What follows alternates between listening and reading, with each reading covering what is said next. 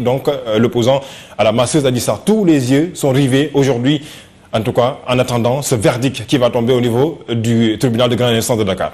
Oui, alors, ce journal Les Échos qui parle de jour de vérité pour Ousmane Sonko, si j'écrivais un journal aujourd'hui, mon titre sera jour de gloire pour la justice.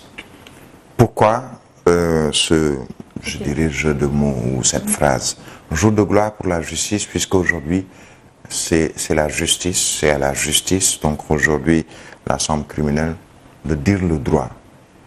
Et un juge, il juge des faits probants, mais surtout en son âme et conscience, il va donner un verdict par rapport à une affaire qui tient en haleine le Sénégal, le monde, je dirais même depuis assez longtemps. Quand je dis le monde, aujourd'hui, depuis déjà plusieurs semaines, plusieurs mois même, et encore ce matin, plusieurs journaux étrangers titrent sur le Sénégal. J'ai suivi ce matin, avant de quitter chez moi, France 24, où c'est Ousmane Sonko, et ce procès et ce verdict attendu qui est en troisième titre ou deuxième titre, si je ne m'abuse, concernant France 24. Vous ouvrez Radio France Internationale et RFI, c'est également Ousmane Sonko parmi les titres des correspondants et surtout des présentateurs.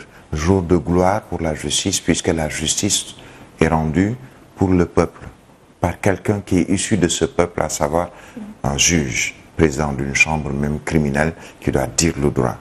Dire le droit, lire le droit, mais surtout, comme je disais tout à l'heure, en son âme et conscience, en prenant en considération une certaine situation. On dirait qu'il y a une tension, mais est-ce que le juge se fie à ce qui se passe aux alentours pour dire le droit? Non.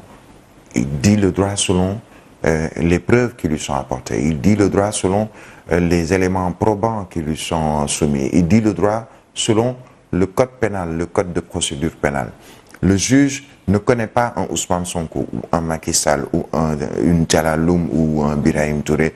Le juge connaît des faits, mais le juge revient sur ce que dit le code pénal, le code de procédure pénale, dans tel cas ou tel autre cas, quelle est la situation, quel est le jugement qui doit être rendu.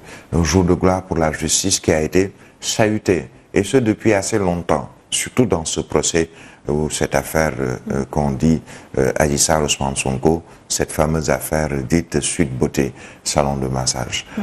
Le juge aujourd'hui se doit, avec la juridiction compétente, avec la juridiction qui doit donner son verdict, de se poser déjà une question. Si le verdict que je vais donner, moi, président de cette chambre criminelle, avec mes assesseurs, on a discuté depuis déjà plusieurs jours pour voir un peu quelle est la suite à donner à cette affaire. Si moi, président de cette chambre criminelle, le droit, je dois le dire, dans une situation où peut-être il y a une certaine tension latente, il y a des gens qui ont été arrêtés, est-ce que ce que je vais dire, est-ce que si je me limite à lire le droit, je vais contribuer à apaiser la tension, ou est-ce que je vais contribuer à redorer le blason de la justice, puisque chahuté, je le disais tout à l'heure, par une partie de l'opposition, pas toute, chahuté notamment par quelqu'un qui est aujourd'hui devant la justice et dont le nom est aujourd'hui l'un des noms les plus cités, pas seulement au Sénégal, mais même à travers le monde, à savoir Ousmane Sonko. Le juge se doit d'être ferme par rapport à sa décision, quelle qu'elle puisse être, puisqu'il y a deux cas de figure. Que Ousmane Sonko soit condamné, on le souhaite pour personne. Ce sera la fin pour lui, concernant par exemple la présidentielle de 2024. Si Ousmane Sonko plutôt bénéficie d'un non-lieu ou est carrément acquitté dans cette affaire, eh bien, c'est la porte ouverte pour le palais présidentiel en 2024, sauf s'il y a également cette autre affaire concernant Mame Mbaye Niang et dont il est encore question peut-être après ce jugement. Que le juge dise le droit. Moi, c'est vraiment ce que je souhaite dans cette affaire, mais jour de gloire pour la justice. Une sécurité renforcée également à la cité Keur Gorgui, Birahim, à 24 heures du verdict, ce qui paraît un peu bizarre pour certains. Oui, mais la sécurité renforcée partout depuis un certain temps. Bizarre, ça dépend de dans quel camp nous sommes. Mais si nous, en tant que journalistes, on ne fait que constater et revenir sur les faits et l'information, ça fait plusieurs mois, je dirais même des années, depuis 2021, que la sécurité, elle est renforcée au Sénégal.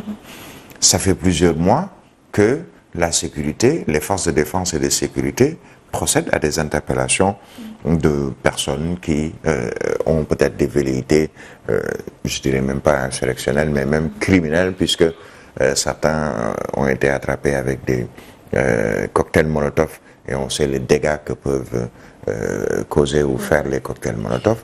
On a vu certains arrêtés avec des armes à feu, entre autres. Donc, sécurité renforcée, que les gens puissent se poser des questions sur le pourquoi on a renforcé la sécurité. Mais je reviendrai sur les propos du président Macky Sall qui disait que l'État a le devoir de garantir la sécurité des personnes et des biens. Des commerces ont été fermés, des stations, des enseignes françaises et même des Sénégalais qui n'ont absolument rien à voir avec l'Occident ont perdu leur travail. Mais il y va de la responsabilité et du devoir de l'État de garantir la sécurité pour tous et la sécurité de tous et de tous les biens des Sénégalais. Alors renforcer la sécurité, c'est peut-être pour parer au plus pressé, c'est plus pour sécuriser les Sénégalais et que les gens puissent aller vaquer à leurs occupations librement parce que le monde ne s'arrête pas aujourd'hui. Quelle que soit la situation, le Sénégal ne va pas brûler aujourd'hui. Le Sénégal ne sera pas rayé de la carte internationale ou de la carte mondiale aujourd'hui parce qu'il y a une personne ou deux personnes ou il y a des personnes qui sont devant une juridiction et qui doivent être jugées. Non, le Sénégal va continuer à vivre et à survivre à ces situations. On a vécu des situations dramatiques il y a quelques années. Je prendrai juste un exemple. Il y a eu un début de guerre même, par exemple entre le Sénégal et la Mauritanie. Des morts d'hommes entre le Sénégal et la Mauritanie. Je pense que c'était vers les années 89, 88, 89, un peu avant la fin des années 90, avant le début même des années 90. Mais est-ce que le Sénégal s'est arrêté à ce moment? Non. Maître Abdoulaye Wade a été emprisonné. Est-ce que le Sénégal s'est arrêté? Non. Khalifa Ababacar Sall a été emprisonné. Est-ce que le Sénégal a arrêté de vivre? Non. Est-ce que Karim Wade, après son emprisonnement, fait que le Sénégal a arrêté de vivre? Non. Mamadou Dia a été emprisonné. Est-ce que le Sénégal a arrêté de vivre? Non. Quelle que soit la situation ou l'issue de ce procès et surtout le verdict qui est attendu, le Sénégal continuera à vivre puisqu'on a vécu des situations encore, je dirais même similaires. Certains diront non, que c'est la première fois qu'on accule comme ça un opposant.